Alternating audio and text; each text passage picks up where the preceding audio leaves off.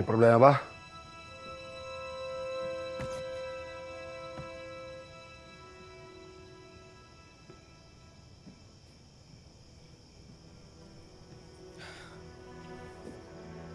Ay, nagkausap po kami ni nanay. Ano? Ano kailangan niya? Nasaan daw si Tanggol? Hindi niya po sinabi sa akin kung nasan tay.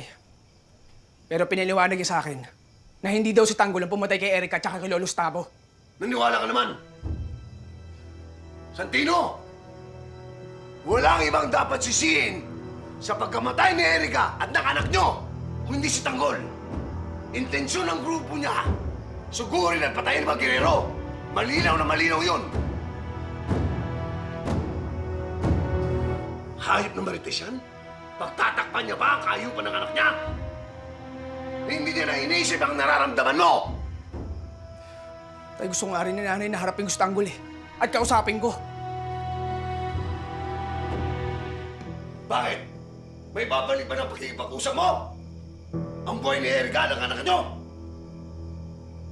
Santino, ang dapat mo gawin ngayon ay yung mga ipagiganti mo ang buhay ni Erica at ng anak niyo. Yun ang dapat mong gawin.